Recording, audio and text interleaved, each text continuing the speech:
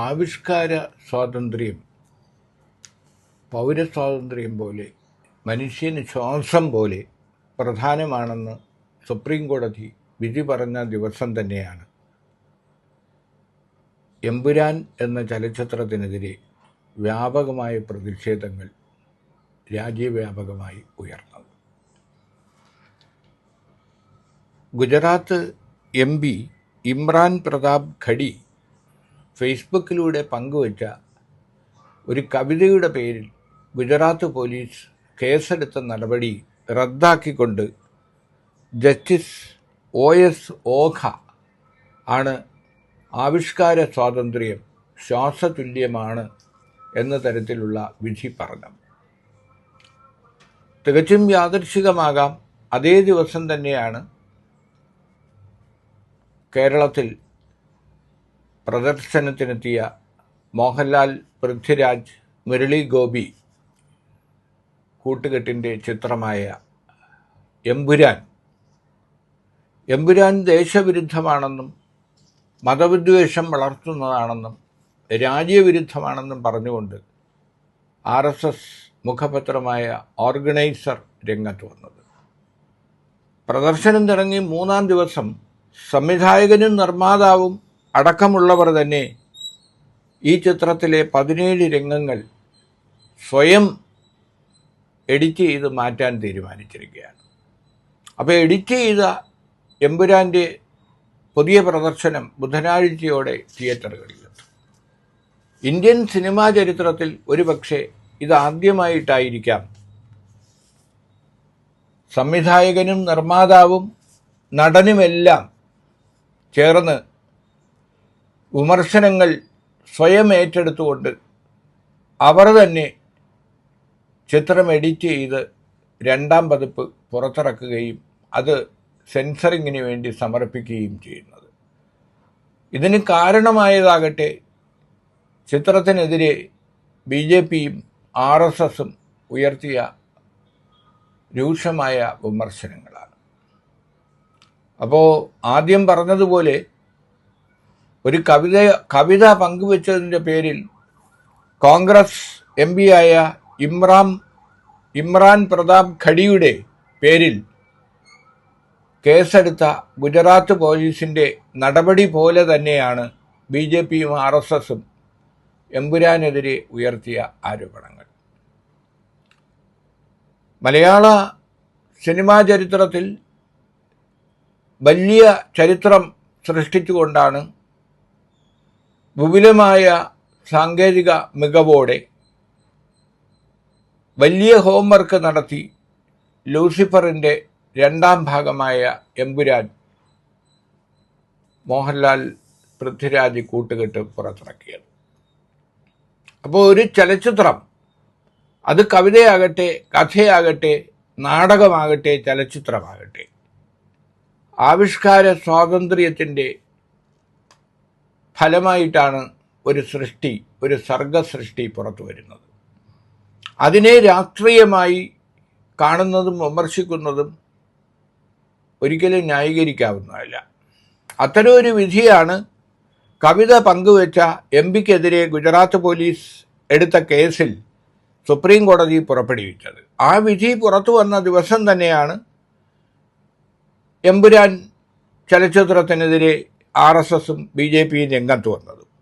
ആ കവിതയിലെ വരികൾ ഇതായിരുന്നു: രക്തദാഹികളെ കേൾക്കൂ, പോരാട്ടം ശരിയെങ്കിൽ സ്നേഹത്തോടെ ഞങ്ങൾ അത് നിറവേറ്റും. ഈ വരികൾ മതസ്പർദ്ധ വളർത്തുന്നതാണ്, വിപ്ലവത്തിന് ആഹ്വാനം ചെയ്യുന്നതാണ് എന്ന് പറഞ്ഞാണ് ഗുജറാത്ത് പോലീസ് കേസെടുത്തത്. ആ നടപടിയാണ് സുപ്രീം കോടതി ജസ്റ്റിസ് OS ഓഖ തള്ളിക്കളഞ്ഞത്. നാം ഓർക്കേണ്ടത്, ആവിഷ്കാര സ്വാതന്ത്ര്യം അംഗീകരിച്ച ഭരണാധികാരികളാണ് നമുക്കുണ്ടായിട്ടുള്ളത്. ജവഹർലാൽ നെഹ്റു പ്രധാനമന്ത്രിയായിരിക്കെ കാർട്ടൂണിസ്റ്റ് ശങ്കർ 4000-ഓളം കാർട്ടൂണുകളാണ് നെഹ്റുവിനെ വിമർശിച്ചുകൊണ്ട് വരച്ചത്. അപ്പോൾ എല്ലാം നെഹ്റു ശങ്കറിനോട് പറഞ്ഞത് തുടർന്നും വരയ്ക്കണമെന്നാണ്. അപ്പോൾ നമ്മുടെ ഭരണാധികാരികൾ, നമ്മുടെ സർക്കാരുകൾ അത്തരത്തിലാണ് കലാകാരന്മാരെയും പ്രതിഭാശാലികളെയും പ്രോത്സാഹിപ്പിച്ചിട്ടുള്ളത്.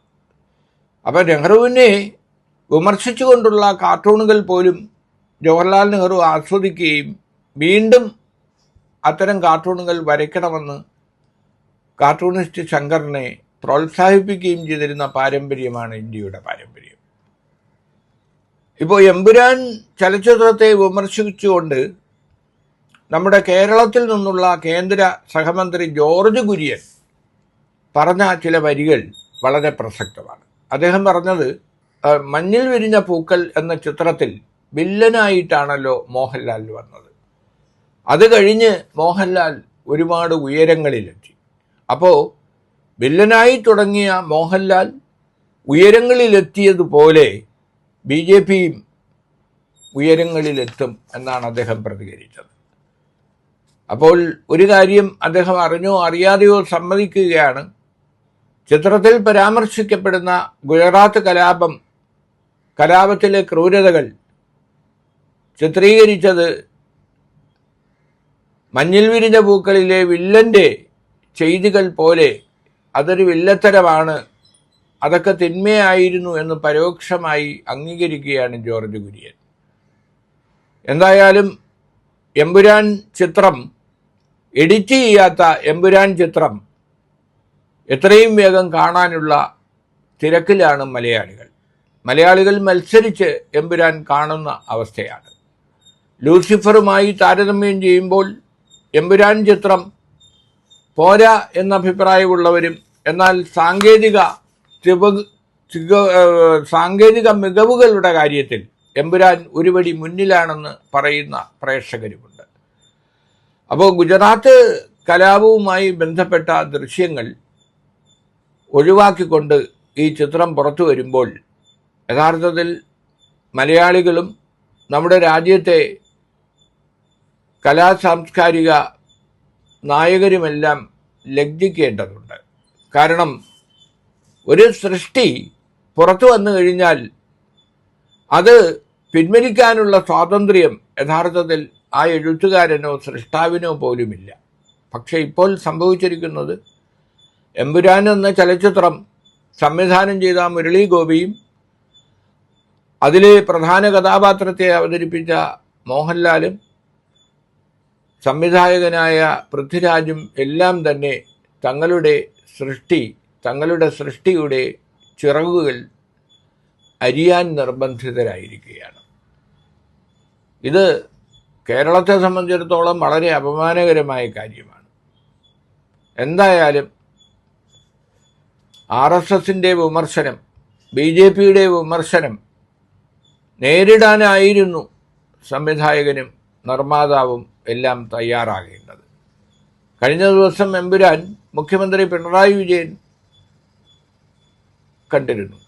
പിണറായി വിജയനും കുടുംബവും കണ്ടിരുന്നു. അപ്പോൾ ഇടതുപക്ഷ നേതാക്കളും മറ്റ് രാഷ്ട്രീയ പാർട്ടികളും രാഷ്ട്രീയത്തിന് അതീതമായി തന്നെ ചിത്രത്തെ സ്വാഗതം ചെയ്യുമ്പോൾ RSSും BJPയും വളരെ ശക്തമായ എതിർപ്പാണ് ചിത്രത്തിന് നേരെ ഉയർത്തിയത്.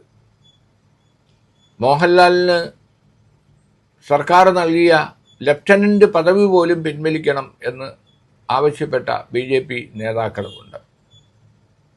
ലൂസിഫർ നല്ല ചിത്രമായിരുന്നുവെന്നും ഇനി താൻ എമ്പുരാൻ കാണുന്നില്ല എന്നുമാണ് BJPയുടെ പുതിയ സംസ്ഥാന പ്രസിഡന്റ് രാജീവ് ചന്ദ്രശേഖർ പ്രതികരിച്ചത്. അപ്പോഴും പ്രതികരണത്തിൽ മുന്നിൽ നിൽക്കുന്നത് കേന്ദ്ര സഹമന്ത്രി ജോർജ് കുര്യൻ്റെ വിമർശനം തന്നെയാണ്. മഞ്ഞിൽ വിരിഞ്ഞ പൂക്കളിലെ വില്ലനായ മോഹൻലാൽ ഉയർന്നതുപോലെ BJPയും ഉയരും എന്ന അദ്ദേഹത്തിൻ്റെ പരാമർശം അത് വളരെ ശ്രദ്ധേയമാണ്.